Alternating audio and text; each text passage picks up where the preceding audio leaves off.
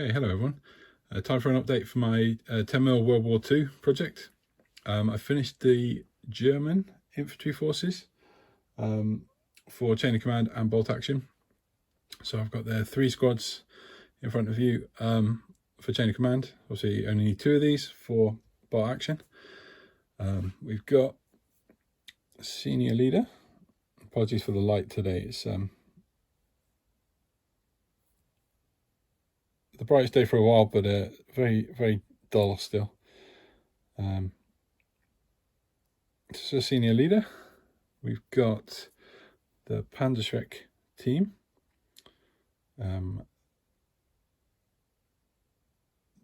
The Panzerschreck operator, at least here, is from Lancer Miniatures. Actually, I think the loader is actually, don't tell you on, a US loader, and I've painted the Y-shape webbing on his back. Apologies for the focus here, it's terrible today. But yeah, at a distance you wouldn't notice, but the helmet is definitely different between the two.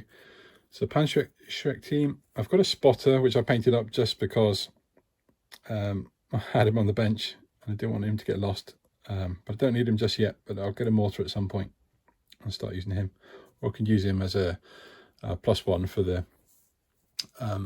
senior leader or forward observer or something like that. Then we have the 3 squads, each with a junior leader or an NCO, obviously pointing and holding a map or something. We've got these great, these MG34s.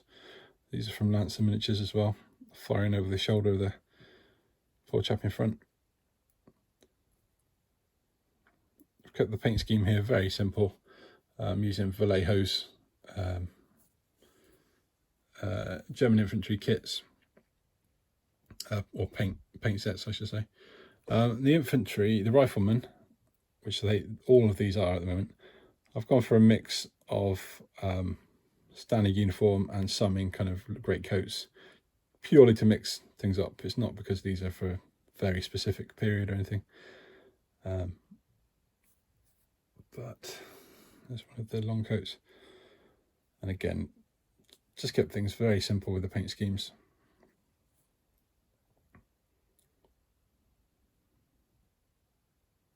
Basing will obviously be done en masse at some point. Going to move on to the US next. They're all primed and dry brushed and ready to go, and I don't think they'll take very long to paint. A few little spots I just need to catch on these. These are all Pendraken, unless I've mentioned them as being Lancer. And a mix of quite a few packs. I'll try and list them. If I didn't in the previous video, I'll list them down in the doofer down below. I think that's all the variety of these. But as I said, that's 3 squads for chain of command.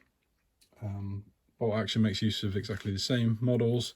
The only thing I have to consider for bolt action is if the gunner is killed in the MG teams, then replace that with a rifleman from another squad. But I'm sure I'll eventually paint a few more riflemen anyway, so I'll have plenty in spare. But yeah, that's the initial milestone for the Germans. As I said, I'm going to move on to the US next, and I have, purely because I had the time to, glued together and cleaned up all of the armour I have so far. So it's likely a tank or 2 will follow the US infantry, and that will give me a good 500-600 point at least force to have a quick initial game with, and we'll see where we go from there.